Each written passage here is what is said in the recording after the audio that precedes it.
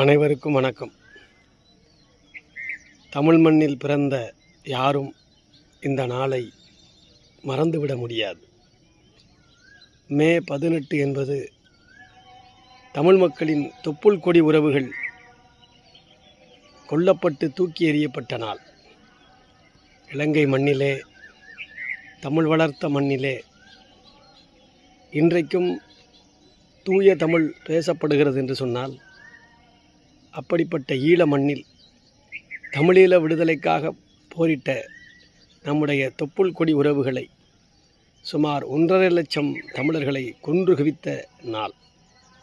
பச்சிலம் பாலகர்களையும் இளம் சிறுமிகளையும் இலங்கை இராணுவம் இந்திய இராணுவத்தினுடைய உதவியோடு சீரழித்த நாள். உலகில் மாபெரும் தலைவனாக உருவெடுத்த பிரபாகரன் அழிக்கப்பட்ட நாள். பிரபாகரனுடைய வாரிசு இந்த மண்ணிலிருந்து அழிக்கப்பட்ட நாள். ஒட்டுமொத்த இந்திய இராணுவம் இலங்கை இராணுவத்திற்கு உறுதுணையாக இருந்து தமிழீழ விடுதலைக்கு எதிராக குரல் கொடுத்த தமிழர்களை அழித்த நாள்.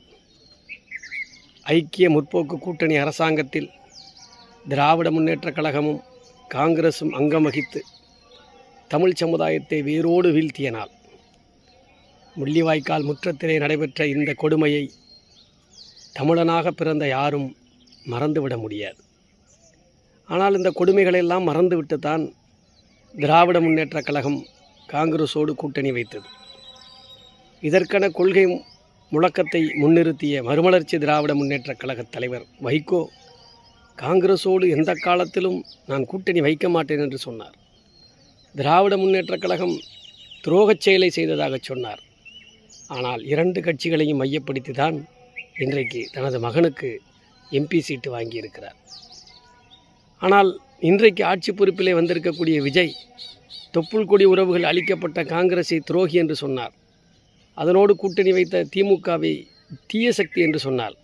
ஆனால் இன்றைக்கு அரியணைகள் ஏறுவதற்கு அந்த தொப்புள் கொடி உறவுகளை அளித்த காங்கிரஸைத்தான் அருகிலே வைத்திருக்கிறார். தீய சக்தி திமுகவின் ஓட்டு வங்கியிலே வந்த கம்யூனிஸ்ட் காங்கிரஸ் எம்எல்ஏக்களை வைத்து ஆட்சி அமைக்கிறார். இந்த கபட நாடகத்திற்கு தமிழர்கள் தான் முடிவு கட்ட வேண்டும். ஈழத் தமிழர்களின் விடுதலை என்றைக்கும் கிடைக்கும். தமிழீழம் என்றைக்கும் மலரும். அதில் என்ற மாற்று கருத்தும் இல்லை. என்றைக்கும் போராட்டங்கள் தோற்றதில்லை.